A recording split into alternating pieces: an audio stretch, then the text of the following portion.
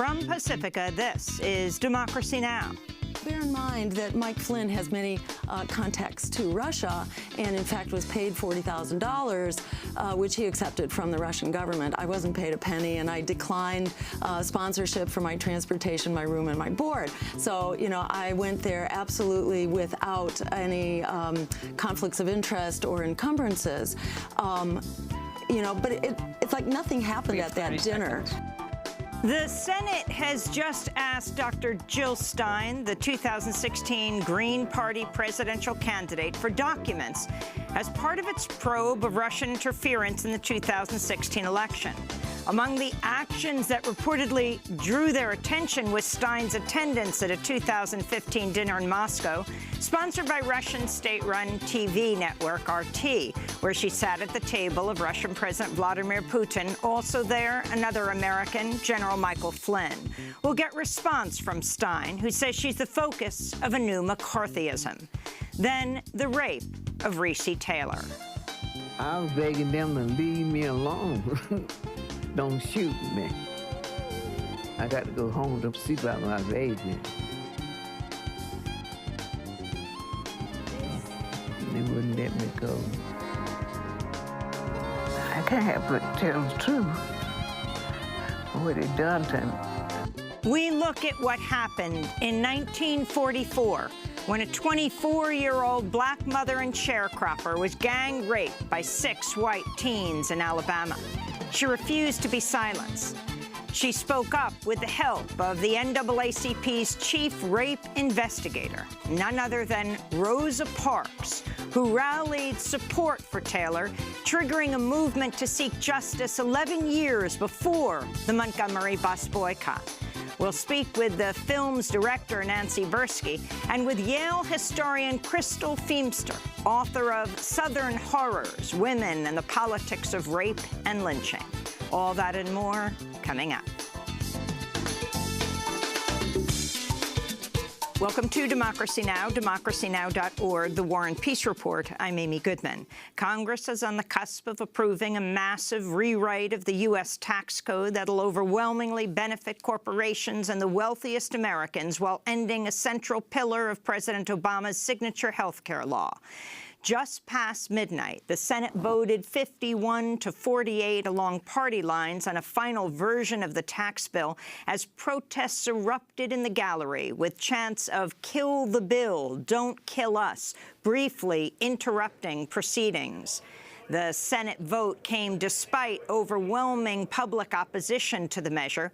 An NBC News Wall Street Journal poll found fewer than 1/4 of Americans think the tax plan is a good idea, while 2/3 of those surveyed said it's designed mostly to help corporations and the wealthy.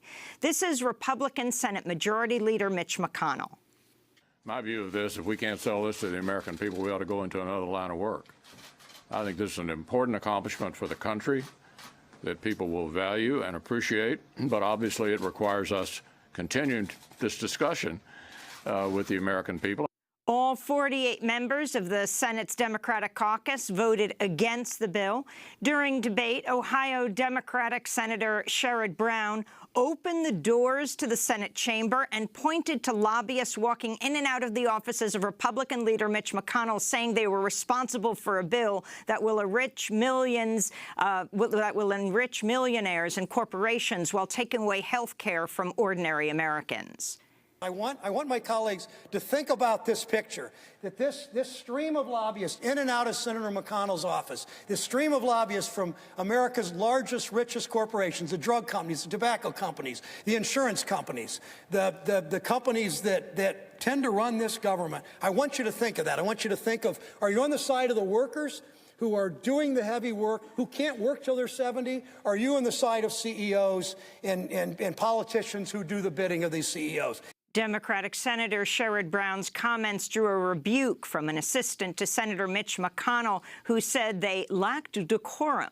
The Senate's passage of the tax bill came hours after the House of Representatives voted 227 to 203 in favor of the measure, with 0 Democrats and 227 Republicans voting yes, and 191 Democrats and 12 Republicans voting against the tax bill. However, parliamentary procedures will require the House to vote again today after small technical changes were made to the legislation. This is Georgia Democratic Congress member, the civil rights leader, John Lewis. This is not fair, it is not just, and it is below the dignity and worth of this body. Mr. Speaker, I've said on many occasions that you cannot get blood from a turnip. You cannot justify robbing poor Peter to pay billionaire Paul. Mr. Speaker, when this bill come due, the chickens will come home to roost. I urge all of my colleagues to be on the right side of history and vote against this act. An analysis by the Tax Policy Institute found that by 2027, the tax bill would give the wealthiest 1% of Americans 83% of the tax cut. The bill would also end the federal health insurance mandate endangering the Affordable Care Act, while opening up drilling in the Arctic National Wildlife Refuge. President Trump has called a 1 p.m. news conference today where he's expected to celebrate his first major legislative victory. In Yemen, the U.S.-backed Saudi-led coalition said Tuesday it had shot down a missile fired by rebels and aimed at the heart of the Saudi kingdom. Video posted by Houthi militants showed the launch of the short-range ballistic missile, which the rebels said was aimed at the royal palace in Riyadh. Saudi officials immediately blamed Iran for supplying the missile, a charge denied by both Tehran and the Houthi rebels. The escalating tensions came as the UN's top human rights official said U.S.-backed Saudi-led coalition airstrikes have killed at least 136 civilians and non-combatants in the past 2 weeks alone, including 7 airstrikes on a prison that killed 45 people and an assault on a farmhouse that killed 14 children and 6 adults. In the occupied Palestinian territories, human rights groups are warning Israeli forces are increasingly arresting and detaining children, sometimes holding them without trial as protests continue to rage over President Trump's decision to recognize Jerusalem as Israel's capital. On Tuesday, Israeli soldiers and border police raided the home of prominent 16-year-old Palestinian activist Nariman Tamimi, a day after video showing her confronting Israeli soldiers went viral. After Ahad Tamimi's arrest, the girl's mother, Nariman Tamimi, was detained at an Israeli police station as she inquired about the status of her daughter. In another case, witnesses say 17-year-old Abdul Khalik Bernat was arrested earlier this week when he went out for pizza with friends. Bernat's father is Iyad Bernat, a leader of a nonviolent Palestinian resistance group whose work was highlighted in the Oscar-nominated documentary 5 Broken Cameras. The arrest came as the UN's top human rights official condemned the killing of 29-year-old Palestinian Ibrahim Abu Thuraya, who was shot in the head by an Israeli sniper last Friday during a protest in the Gaza Strip. Abu Thuraya was a double amputee who lost both legs and a kidney in 2008 during an Israeli airstrike and used a wheelchair.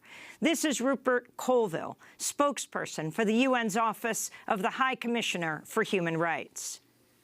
As far as we can see, there is nothing whatsoever to suggest that Ibrahim Abu Thuraya was posing an imminent threat of death or serious injury when he was killed.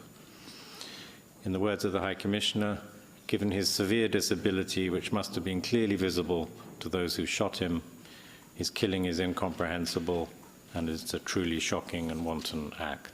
In news from China, human rights groups are sounding the alarm after authorities in the southern Guangdong province held a public trial for 12 accused drug dealers before sentencing 10 of them to death. Thousands of residents of the city of Lufeng looked on from a local sports stadium during Saturday's spectacle, which saw prisoners paraded through the streets ahead of the executions. It was the 3rd time that death sentences have been carried out publicly since June. In Burma, authorities have arrested a pair of Reuters journalists who could face up to 14 years in prison for allegedly violating Burma's Official Secrets Act. Hualon and Kya So-o had been reporting on military-backed violence against the minority Rohingya Muslims in Rakhine State before their arrest December 12th. Reuters editor-in-chief called the arrests a blatant attack on press freedom, and foreign ministers around the world, including U.S. Secretary of State Rex Tillerson, have demanded their release. In Argentina, lawmakers narrowly approved sweeping changes to the country's pension system, voting 128 to 116 Tuesday as massive protests raged outside and unions called a 24-hour general strike. Under the new law, the formula used to calculate pension benefits will be tied to the inflation rate, a change economists say will result in smaller monthly stipends for retirees. The bill also raises the age of retirement to 70 for men, 63 for women. Ahead of the bill's passage, thousands of protesters flooded the streets of Buenos Aires, banging pots and pans as they surrounded the Capitol building. Police responded by firing rubber-coated steel bullets and volleys of tear gas at the crowds, injuring dozens and arresting some 60 demonstrators. They're robbing all of us. President Macri sticks his hand in our pockets. We could see this coming. Now those who voted for Macri and the traitors of Peronismo should be held responsible because they gave them the green light to approve this law. Back in the United States, 3 Dreamers have been released from jail after spending 5 days on a hunger strike after they held a sit-in at the offices of Democratic Senator Chuck Schumer of New York and Republican Congressmember Carlos Curbelo of Florida. The activists were demanding the lawmakers commit to voting no on a spending bill this month unless it includes a version of the so-called Clean Dream Act without concessions on funding for the border wall or enhanced border security. 5 others who were arrested remain in jail, and 4 of them face possible deportation.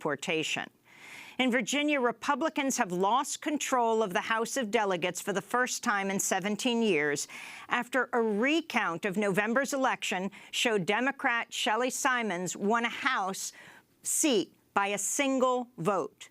Results confirmed Tuesday show Simons received 11,608 votes to her Republican opponent's 11,607 votes. Her victory in Virginia's 94th district will leave Democrats and Republicans with an even 50-50 split next year when Virginia's House of Delegates begins its new term. There are several other recounts underway. In Maryland, students and faculty at the University of Baltimore turned their backs in protest Tuesday as Education Secretary Betsy DeVos delivered a commencement address to graduates.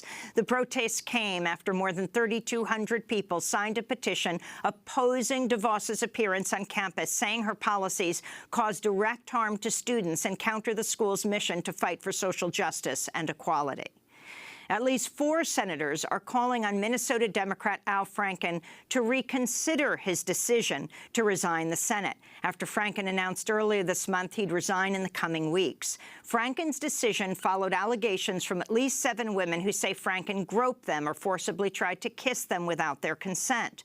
Among those now calling for Franken to remain is Vermont Democratic Senator Patrick Leahy, who says now he regrets his call for Franken to step down. In Ohio, state lawmakers are demanding accountability for prison guards who were filmed repeatedly using taser weapons to electrocute at least 80 prisoners at Ohio's Franklin County Jail. In videos filmed between 2008 and 2010 and obtained by Reuters, Sergeant Michael Turner and his deputies are seen repeatedly tasering prisoners, including a mentally ill man who refused an order to stand, a shirtless man who refused to remove jewelry, and a handcuffed prisoner who was shocked 5 times for refusing to sit on a bench. A warning to listeners and viewers, the footage is disturbing.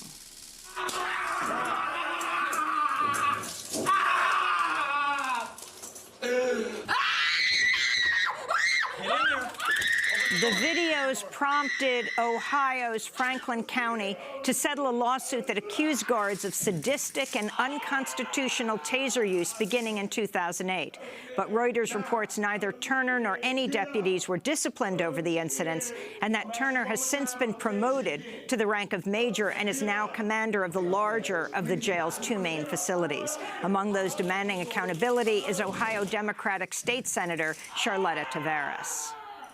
Well, I think any time a stun gun is used inappropriate, particularly in the video where it looks as though it is just used over and over, and it's more like a prod that people would use on animals.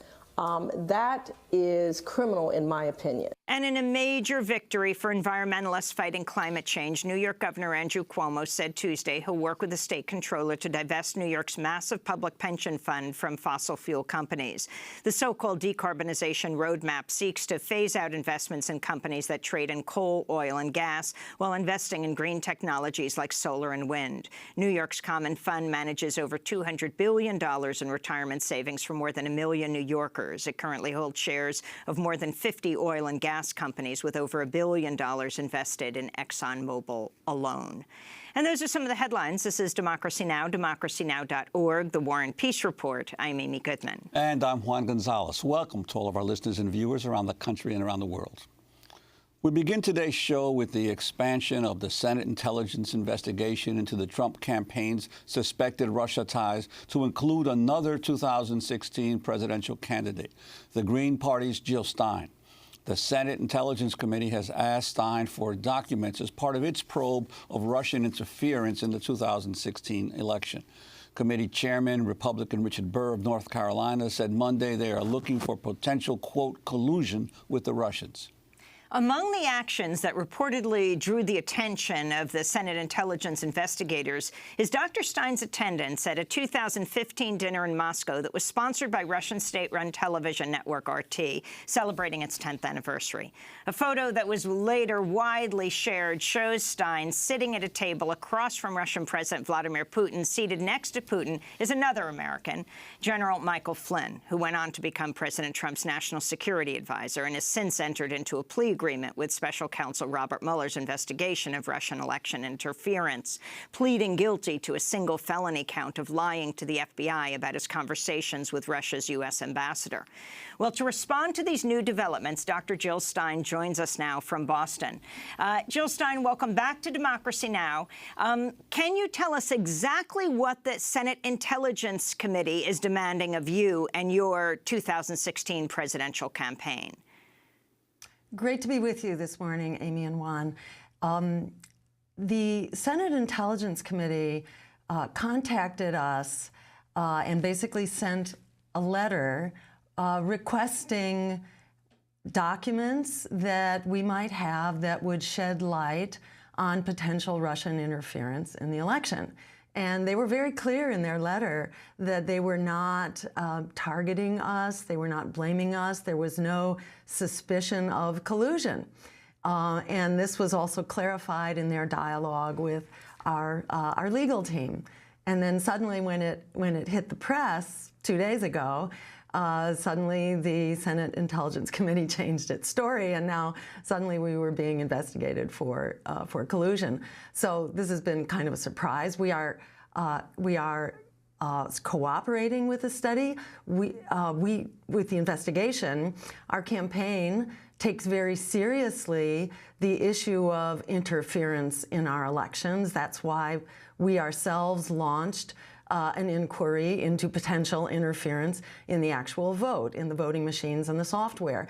A so-called recount campaign, but it's more than recounting. It's essentially an effort to examine the actual technology of the vote and to answer the question for once and for all whether or not our votes were tampered with. And unbeknownst to the public, the voting machines and the software has never undergone a forensic examination. So when they use the term "there's no evidence of interference," they actually mean, in fact, there's no physical evidence. It has never been examined, at least to the knowledge of our computer expert advisors who've also been testifying before Congress. So just to make the point that we take very seriously the issue of interference, and in fact would not restrict interference to simply the question of interference by one particular foreign government. We think any interference, foreign, domestic, by governments, by gangster networks, by corporations that control voting software, none of that is acceptable. Likewise, interference with the right to vote with the passage of voter ID laws, with corporate media that only covers certain candidates and not others when the public is clamoring for more information. And to my mind, all of that is interference, which is not good. Nonetheless, we support this limited inquiry into interference, targeting in particular Russian interference. And transparency is very important. So we have agreed from the beginning to cooperate with the legitimate and important aims of the committee and its mission. On the other hand, I think we're in a perilous moment for democracy, and it's very important that this inquiry not be a launching pad for political intimidation and for the effort to silence political opposition. That's a very dangerous proposition. And so, Jill Stein, have you already begun handing over documents, or are you seeking clarification of the difference between the public statements versus what the letter to you from the Intelligence Committee said? So, from what I understand, our legal team is discussing with the committee exactly what the focus of the search will be. So we're in the process of determining that and hope to be able to begin doing that search and turning over documents within the next couple of weeks, certainly as fast as we possibly can. Prize-winning journalist Glenn Greenwald tweeted Tuesday, "Click on Jill Stein, that's trending, and you'll see countless leading Dems with large platforms strongly implying, if not outright stating, that she's a Kremlin agent, all because of a congressional inquiry. They couldn't better replicate McCarthyism if they tried." Glenn Greenwald made a similar point last August on Democracy Now! To me, this is one of the more remarkable things of this campaign, which is that any of us who grew up in politics or came of age as an American in the 60s or the 70s or the 80s or even the 90s, knows that central to American political discourse has always been trying to tie your political opponents to Russia, to demonizing the Kremlin as the ultimate evil, and then trying to insinuate that your political adversaries are somehow secretly sympathetic to or even controlled by Russian leaders and Kremlin operatives and Russian intelligence agencies. And this was not just the McCarthyism, which was sort of the peak of it, but even long after. This was typically a Republican tactic used against Democrats. So if Democrats advocated greater détente with the Russians, arms deals or other negotiations with Russia to decrease tensions or decrease conflict, Republicans would immediately accuse those liberals and Democrats of advocating that, of being either having allegiance to the Kremlin or being useful idiots or stooges of Russian leaders. That was Glenn Greenwald speaking to Democracy Now! In August. But on Tuesday, Think Progress ran a story headline, quote, "The pro-Kremlin talking points of Jill Stein." Trump wasn't the only one promoting pro-Kremlin talking points last year. In it, Casey Michael writes, quote, "Stein's willingness to praise Russian propaganda outlets and push Kremlin talking points didn't end in Moscow. Indeed, she challenged and arguably surpassed Trump in crafting the most Moscow-friendly campaign of 2016. And it also claims, quote, "You seemed more than willing to spout Kremlin talking points at every turn and all, it appears, for free." Your response to the Think Progress statements? Well, you know, this is the Podesta organization speaking through Think Progress. They're basically the mouthpiece for the Podesta organization, which is very closely tied to the Democratic Party. John Podesta, Hillary Clinton's campaign manager, funded by Saudi Arabia and large nefarious corporate interests. So, you know, this is the kind of shameful journalistic standards that we've come to expect from the what shall we say, you know, those who have a political axe to grind here and who've really been conducting a smear campaign against our campaign for the long haul here. And this, you know, this Russia smear essentially emerged after the DNC emails, the Democratic Party emails, were exposed, showing the collusion on the part of the Democratic Party to sabotage Bernie Sanders, how that primary was rigged, which then, attorneys for the Democratic Party testified in court that they had a right to essentially rig the election and determine the outcome as they pleased, and that the appearance of a democratic process was, essentially a sham and a cover-up. So, of course they were very alarmed by those emails, and that's when the smear campaign began in earnest. And it's not only Think Progress. The New York Times ran an article yesterday that began with a Democratic Party spokesperson essentially establishing the framework for the investigation, which is that Democrats are furious at my campaign for what they think was our audacity to vote on behalf of our agendas against war, against offshoring of our jobs, against the attack on the climate, whether by fracking or by coal.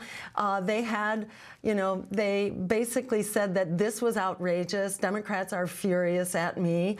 Whence this, whence this investigation? And I think it speaks volumes about where this is coming from. Not to say that this is only Democrats. The chair of the committee is run largely by Republicans. And as Glenn Greenwald himself pointed out, there's a bipartisan benefit here to smearing, intimidating, and silencing third parties. In addition, while for the Democrats, this validates their framing of Russia as sort of the prime mover and the major issue in our politics today. For the Republicans, it enables them to say that the committee focused on someone else besides Trump. So there are all kinds of ulterior political motives here, which are not a service to our democracy. Our democracy is threatened by interference in our elections. Our democracy is also threatened by this climate in which our First Amendment rights, our rights to political independence, to free political speech, the right to protest with the J20 trials that you have covered, which are so outrageous in an effort to intimidate and frighten people out of our right to protest, with people who just happen to be standing on a street corner at the J20 inauguration protests. You were in the wrong place at the wrong time. You got kettled and charged with a felony riot and threatened with up to 50 years or more in jail for just being on a street corner and essentially without evidence. So there is a real assault going on right now. Not only the danger of fascism that we see out in the streets of Charlottesville and so on, and many other cities. We have to break. We have to break, but when we come back, we want to ask you about the dinner that you attended. We have actually spoken to you about this on Democracy Now! Back in 2015 in Moscow. And then what does it mean? You haven't been subpoenaed, but if you are, what does this mean? What kind of resources do you have to put into dealing with this? Dr. Jill Stein, 2016 presidential nominee for the Green Party, is now being asked to hand over documents by the Senate Intelligence Committee. Stay with us.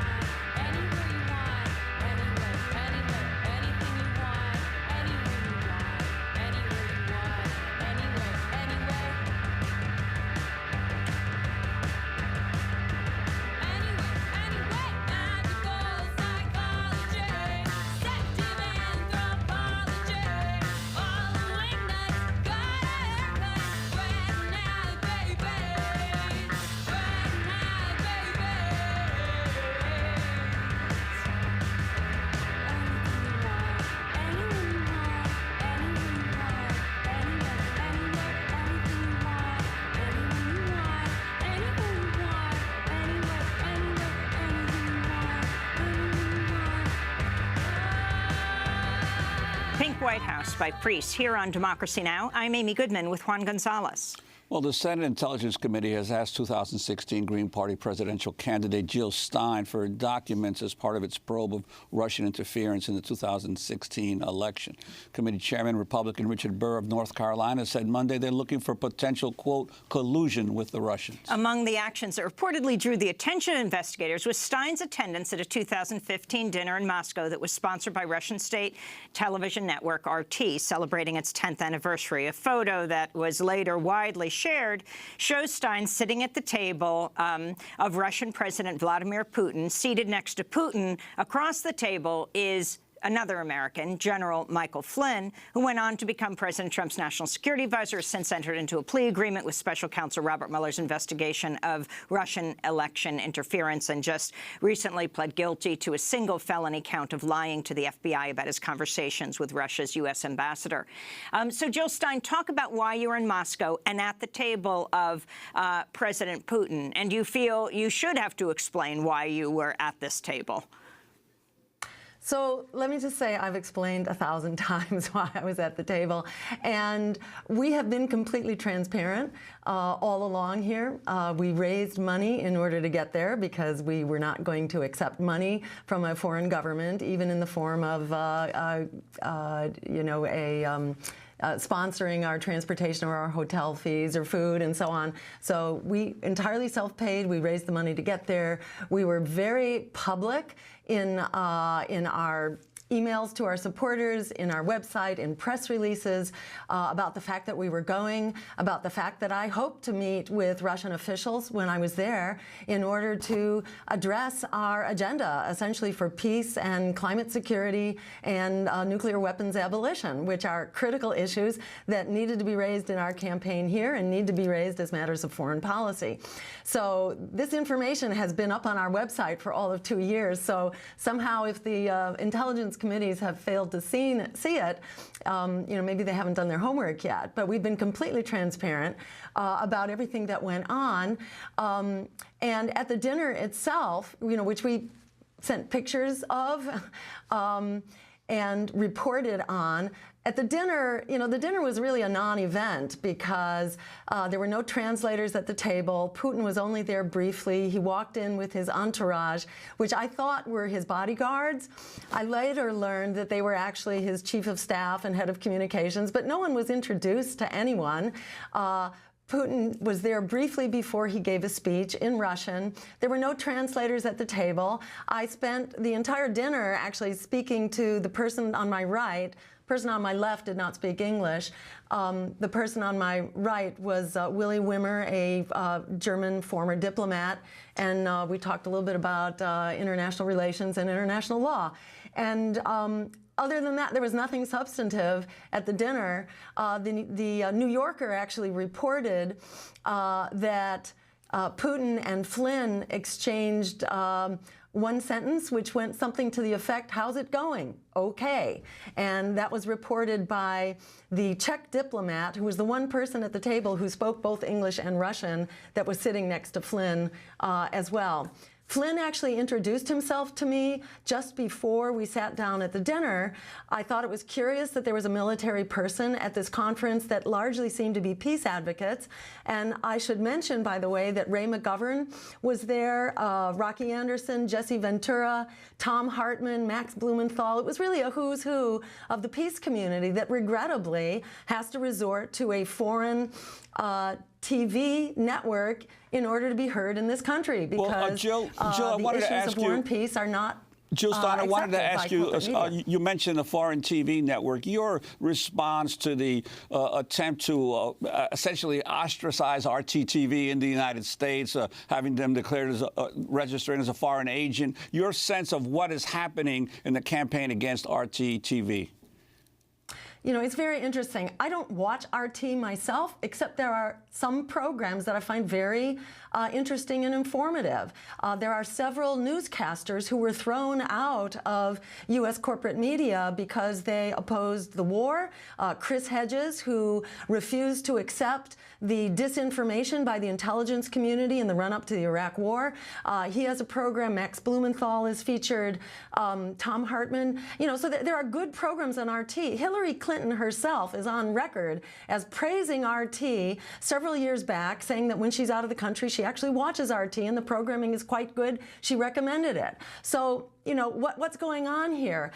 If you actually read the intelligence community report, it criticizes RT for saying things like that our democracy is flawed, that our elections are problematic, that for lifting up the voices of the anti-fracking community, for saying that Wall Street greed is a problem. You know, if that's the basis for requiring RT to, you know, for ostracizing RT, then, you know, we're lucky that Democracy Now! Has not been ostracized yet, because many of those same issues, I dare say, are also, you know, prominent in Democracy Now!'s coverage. This is part of the effort to demonize, to vilify the social movements, who are likewise characterized as Russian assets, that Black Lives Matter, that the Standing Rock protests,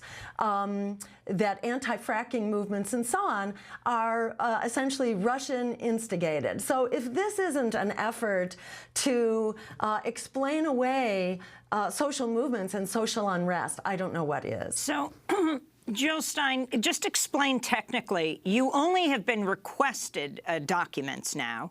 What's the difference between that request and a subpoena? And are your lawyers, do they know if you are going to be subpoenaed? And will you have to testify?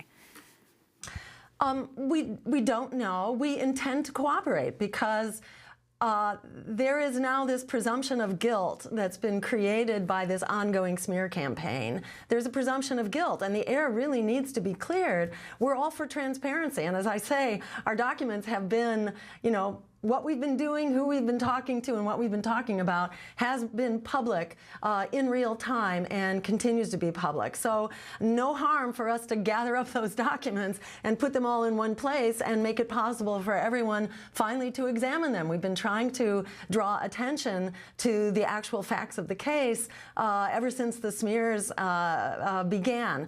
So I don't think, you know, anything is really going to change here. There will be some administrative emails, our communications with RT about what time I'm going to show up and what studio I will be at. I don't think they will have much content in them. Finally, Jill Stein, I want to ask you an entirely different question. You were the 2016 presidential nominee for the Green Party. We only have a minute. But today, the Senate and House poised to finalize the tax bill, which some call a tax heist, which some call the largest transfer of wealth from the bottom to the top that we have seen in decades. As a presidential nominee, your comments on what's happening today? This is a shameful commentary, not only on the Republican Party, but really, I would say, on all of Congress, on the bipartisan establishment, which has, you know, the public is profoundly opposed to this bill. It's something like, you know, it's got a support level that's, you know, just down at the 30% level. It's really pathetic that Congress is as unresponsive as it is, and that the so-called opposition party in the form of the Democrats have been focusing on Russia and not focusing on the harm being done right here in our own country.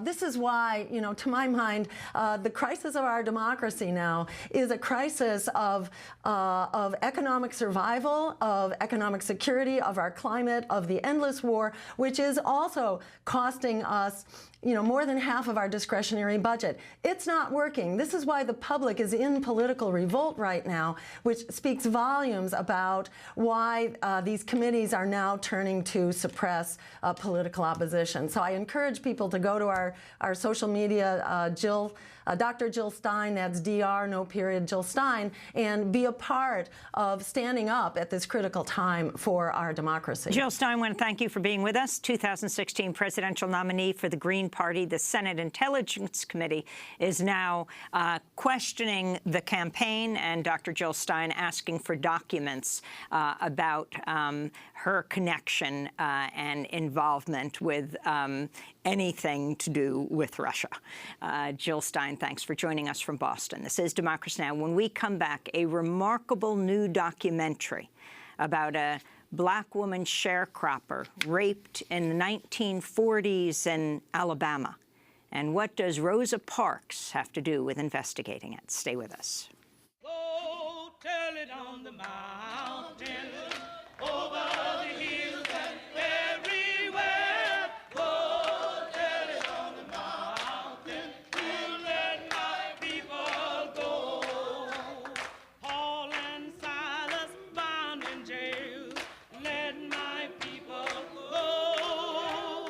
Had nobody for the go there bail, let my people go. Go tell it on the mountain, over the hills and everywhere. Go tell it on the mountain, to let my people go. Paul and Silas began to shout, let my people go. Jail door opened and they walked out, let my people go. Go tell it on the mountain. Go Tell It on the Mountain, sung by Fannie Lou Hamer, here on Democracy Now!, democracynow.org, The War and Peace Report. I'm Amy Goodman with Juan Gonzalez. We turn now to a new film that looks at what happened in 1944 when a 24-year-old black mother and sharecropper was gang raped in Alabama and refused to be silenced. This is a clip from the trailer of the documentary The Rape of Reese Taylor. Saw the car pull up behind me, some white boys. I mean, they ain't said nothing about what they're gonna do to me. This bitter earth. They put me in the car, then went blindfold me. What the fruit it bears. I was begging them to leave me alone. Don't shoot me. I got to go home to see about my baby. They wouldn't let me go. I can't help but tell the truth. What they done to me. That was Reese Taylor herself describing what happened the night 6 white boys abducted and brutally raped her as she walked home from a church service in Abbeville, Alabama. After the men raped Taylor, they left her on the side of a deserted road where she was found by her father. This is another clip from the film, The Rape of Reese Taylor. This starts with her brother, Robert Corbett, followed by her sister, Alma Daniels. They explain what happened to Reese Taylor the night she was raped. What they did to her. And you know, my sister didn't have any more kids after that. And never got pregnant after that. And they didn't only just have sex with her after they got through mutilating her. They played in her body. I don't know if she was feeling pain or what. That was after they kept her about 4 or 5 hours down in the woods. Some guys one night. They said they wanted her to act just like she was in bed with her husband. The boys had warned Taylor repeatedly that they would kill her if she spoke out. But despite the threats, Reese Taylor identified her rapists, though few women spoke up in fear for their lives. In fact, the rape of black women by white men was so common in Jim Crow South that the NAACP had a chief rape investigator. That person was none other than Rosa Parks.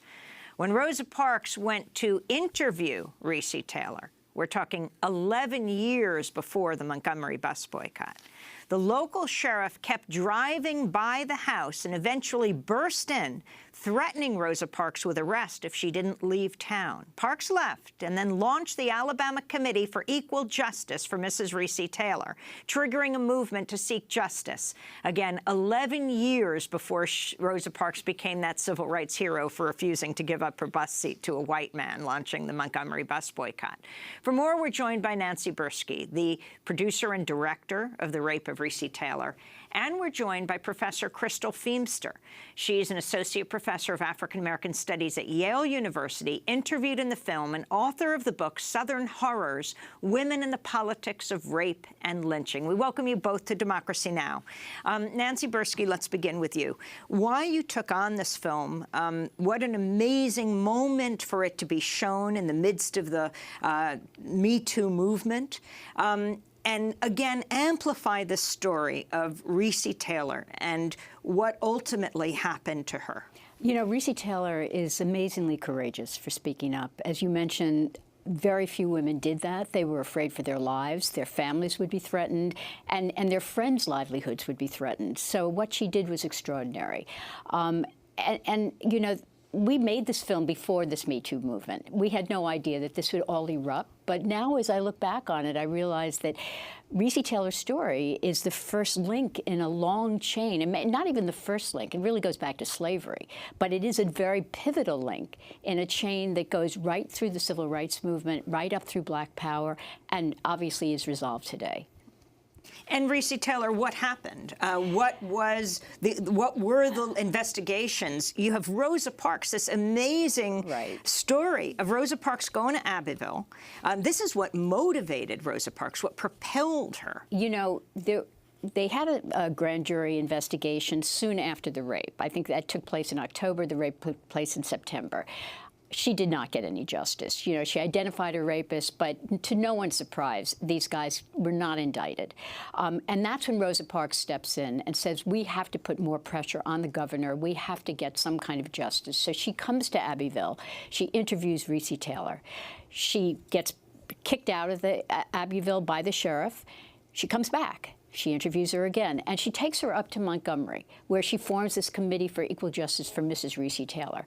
And what this does basically is it triggers the Black newspapers to write about this story. And Black newspapers were the only newspapers that were writing these stories in those days. The white newspapers, they didn't suppress it, they just ignored it. It wasn't important. Well, the film highlights the role of the Black press that it played in documenting and publicizing what happened to Recy Taylor. This clip begins with journalist and activist Esther Cooper Jackson, followed by Daniel McGuire. McGuire is the author of At the Dark End of the Street, the book that inspired the film. The only place we really were able to publish articles about Recy and others was through the Chicago Defender, the Pittsburgh Courier, the Amsterdam News, the Baltimore, etc., through the Black press. It's part of the kind of infrastructure of injustice where the white press ignores these kinds of crimes, and then there's no record of them happening, which gives judges and juries plausible deniability of any knowledge, and maybe this is a rumor, you know, it's not even in the newspaper. And that's why it's so important that the Black press publishes these stories. That was historian Daniel McGuire. We're also joined by Crystal Feimster, who associate professor of African American Studies at Yale University, author of Southern Horrors, Women in the Politics of Rape and Lynching. Professor Feimster, could you talk about the role of the African American press, papers like the Chicago Defender, the Pittsburgh Courier, the Baltimore Afro-American, that were really exposing a lot of what was happening in the Jim Crow South because they were in the North and were able to do that? Right. The African-American press, of course, played a huge role in exposing white violence, particularly against African-American women and men throughout the Jim Crow South. Most often those stories were stories about rape were told through the stories about lynching, right? And that's what my work has focused on, that sort of longer history. And we can't think about the press and not think about Frederick Douglass's newspaper or Ida B. Wells's anti-lynching lynching campaign and how Black folks have mobilized the press. I mean, we can think about in this current moment how folks mobilize social media as an outlet, but yes, African Americans and the Black press were key, not just to Racy's case, but to all the work that Black organizations like the NAACP were doing in the early 20th century. So yes. Can you talk about what happened to her? What happened to Recy Taylor? The astonishing fearlessness after she's raped, and they tell her, we will kill you unless you promise not to say a word. She immediately spoke out. And talk about the investigations that led to over the decades. This story haunted Alabama for decades. And then what happened in 2011 in the Alabama state legislature? Right. So much of what we know about Racy Taylor and her case comes from Danielle McGuire's research for The Dark End of the Street, and also from what Robert Corbett tells us, what Racy continues to tell us and continues to testify about even today, and we get to hear her voice in Nancy's beautiful film. But we know that Racy comes home. We know that she tells her husband, her father, what happens to her. She goes before 2 grand juries, right, to testify and identify the young boys who gang raped her that night. As we know, Esther Cooper comes in and does an investigation. There's a letter writing campaign, right? There are unions that organize, as we've already mentioned. The Black press picks up the story, and it's there that the story moves. It becomes not just a national story, but an international story, right? And the campaign for Racy continues, right?